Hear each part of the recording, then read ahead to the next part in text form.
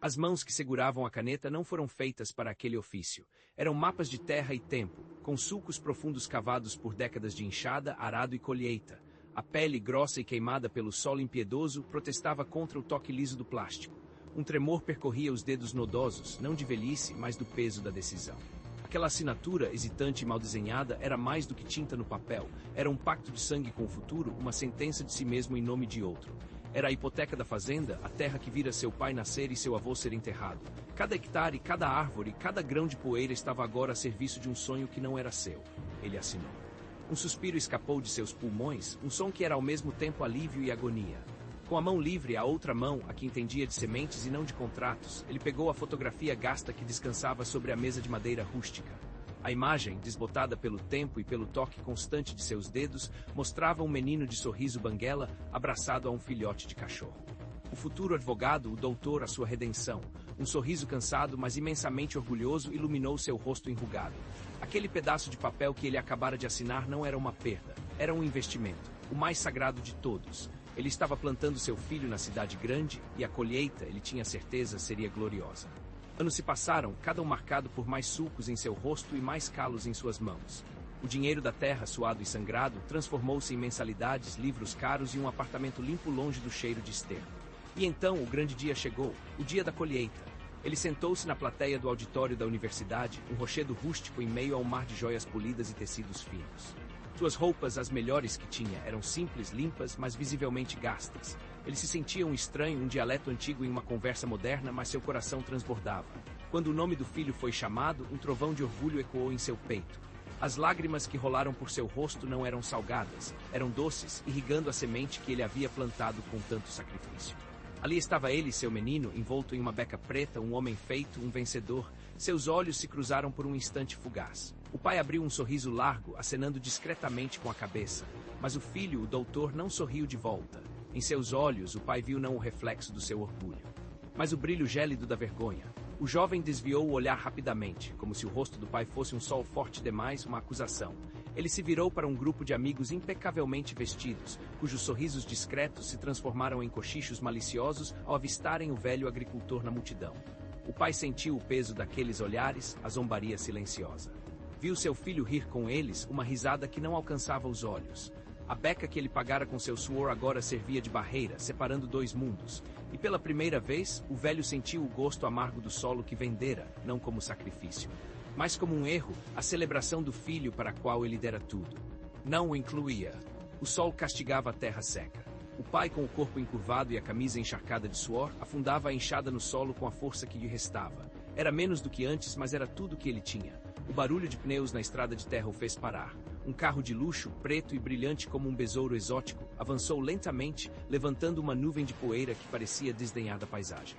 O carro parou e dele desceu o filho.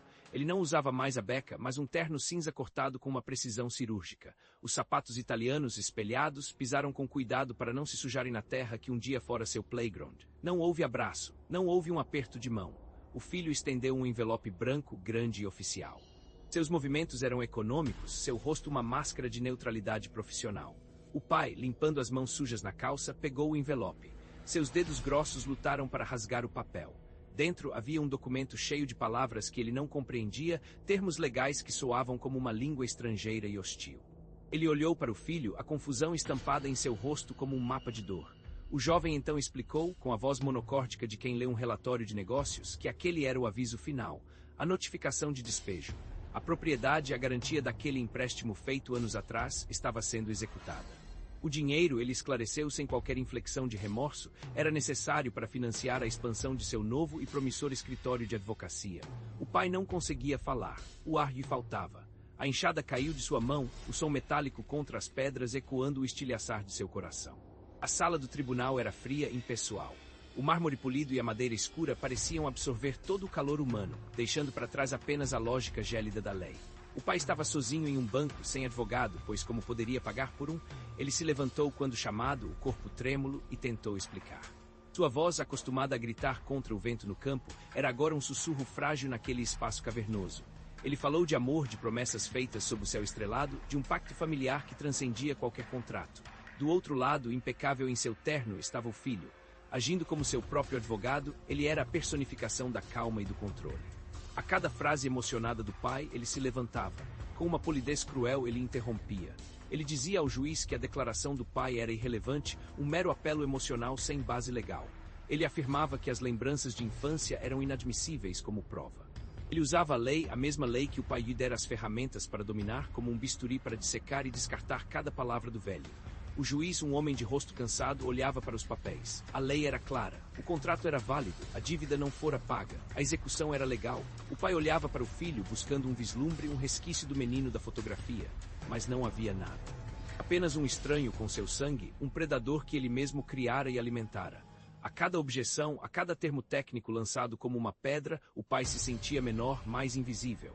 Ele não estava sendo derrotado por um sistema, mas desmantelado, peça por sua própria criação. O martelo do juiz bateu, o som seco e final, selando o destino da terra e da alma do velho homem. O dia da expulsão amanheceu cinzento e úmido. O pai estava de pé na varanda, a mesma varanda onde aprendera a andar, onde se despedira de sua mãe no caixão, onde ensinara o filho a dar os primeiros passos. Ele não havia arrumado as malas. Para onde iria? Seus pertences eram a própria casa, as árvores, o cheiro da terra molhada. Ele era uma árvore velha demais para ser transplantada. 2 carros chegaram, um era o do filho, o outro um veículo da polícia. O filho desceu ajeitando a gravata contra um vento que não soprava. Ele não olhou para o pai.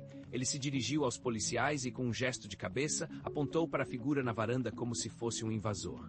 Um obstáculo a ser removido. Os policiais subiram os degraus, seus rostos uma mistura de dever e desconforto. Eles falaram com o velho, pedindo que ele saísse pacificamente. O pai não respondeu. Ele apenas balançou a cabeça, os olhos fixos no horizonte, na linha onde a sua terra encontrava o céu. Quando os policiais o agarraram pelos braços, um espasmo de resistência percorreu seu corpo frágil. Ele não lutou, mas seu peso tornou-se o de uma montanha. Ele se recusava a sair. Ele era parte daquele lugar. Arrancá-lo dali era como arrancar sua pele. Os policiais usaram mais força e o arrastaram para fora. Seus pés descalços se arrastaram pela terra, deixando 2 pequenos sulcos. Na beira do gramado, suas pernas cederam. Ele caiu de joelhos. Em um último ato de posse, de desespero, ele enfiou as mãos no chão e agarrou um punhado de sua terra. A terra escorria por entre seus dedos enquanto eles o arrastavam para longe. O filho observava a cena do lado de seu carro, o rosto impassível, sem piscar. A poeira assentou e ele apenas ajeitou o nó da gravata, como se limpasse uma sujeira invisível. Semanas depois, o filho caminhava pela propriedade agora silenciosa. A casa estava vazia, as janelas escuras como olhos mortos. Ao seu lado, um investidor de terno idêntico ao seu falava sobre potencial de desenvolvimento, zoneamento e margens de lucro. A conversa era sobre números, concreto e retorno financeiro. Não havia espaço para memória ou sentimento. Eles passaram por um pequeno monte de terra perto do antigo celeiro, marcado por uma cruz tosca feita de 2 galhos amarrados. Era o túmulo de Bolinha, o cachorro da foto, o companheiro de infância do filho. O filho, distraído pela conversa sobre projeções de lucro, pisou com desdém no pequeno túmulo improvisado. Ele parou, olhou para baixo e, com a ponta de seu sapato caro, chutou a pequena cruz de madeira que se partiu e caiu de lado. Ele não demonstrou qualquer emoção, nenhum lampejo de memória. Era apenas um obstáculo insignificante em seu caminho. Ele se virou para o investidor, apontando para o horizonte onde o sol começava a se pôr, pintando o céu com cores de sangue e ouro. Ele disse com a voz clara e firme de um homem de negócios que tudo aquilo, a casa, o celeiro, as árvores, seria demolido. Ele afirmou que não havia ali nenhum valor sentimental. Apenas o máximo retorno financeiro. E no reflexo dos óculos de sol do investidor, por um breve segundo, não havia a imagem de um homem, mas a de uma terra vasta, vazia e completamente estéril.